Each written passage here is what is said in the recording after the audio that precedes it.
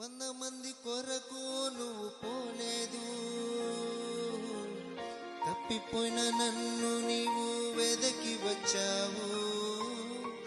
100 మంది కొరకు నువ్వు పోలేదు, తప్పిపోయిన నన్ను నీవు వెదకి వచ్చావు.